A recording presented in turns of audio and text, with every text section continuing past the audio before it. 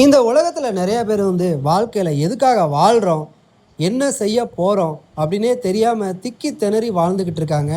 வாழ்க்கை திக்கி திணறி வாழ்கிறதுக்காக மட்டும் கிடையாது, மன மகிழ்ச்சியாக வாழ்கிறதுக்காக தான். மன மகிழ்ச்சியாக வாழ்கிறதுக்கு நீங்கள் வாழ்க்கையில் என்ன செய்யணும் அப்படின்னா உடற்பயிற்சி செய்யணும்.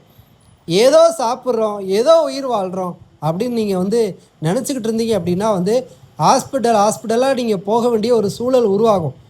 மருத்துவமனையே போகாத நிறைய மனிதர்கள் இன்றைக்கி சென்னையில் நிறைய பேர் வாழ்ந்துக்கிட்டு இருக்காங்க. அவங்க சொல்கிற ஒரே ஒரு கருத்து என்ன அப்படின்னா, இன்றைக்கி சரியான உணவு இந்த உலகத்தில் எங்கேயுமே கிடைக்கிறதில்ல. எல்லாமே நச்சுப்பொருள் தான் நம்ம சாப்பிட்றோம். எல்லாமே மருந்து பொருள் தான் நம்ம சாப்பிட்றோம். எல்லாத்துலேயும் மருந்து அடித்தாச்சு. தக்காளி, வெங்காயம், வெண்டைக்காய், கத்தரிக்காய் எல்லாமே மருந்தடிச்சு தான் இன்றைக்கி மார்க்கெட்டுக்கு வருது. அதை சாப்பிட்டு நம்ம ஆரோக்கியமாக வாழ முடியாது. இதையெல்லாம் மனசில் வச்சுக்கிட்டு பெரியவங்க என்ன சொல்கிறாங்க அப்படின்னா, நடைப்பயிற்சி, உடற்பயிற்சி செய்ய முடிஞ்சவங்க உடற்பயிற்சி சில பயிற்சிகள் செய்யலாம்.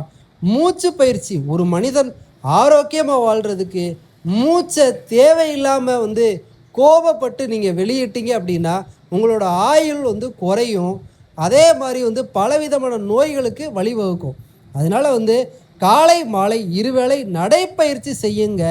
வாழ்க்கையை கொண்டாடுங்க, மகிழ்ச்சியாக வாழுங்க. நீங்கள் செய்யணும்னு நினச்ச காரியம் சரியாக செஞ்சு முடிக்கணும் அப்படின்னா உடல் ஆரோக்கியம் ரொம்ப ரொம்ப ரொம்ப ரொம்ப முக்கியம். உடல் ஆரோக்கியத்துக்கு நடைப்பயிற்சி அப்படிங்கிறது எல்லா மனிதருக்கும் தேவையான ஒன்று. ஏழை பணக்கார வித்தியாசமே இல்லாமல் காலை மாலை தயவு செய்து நடங்க.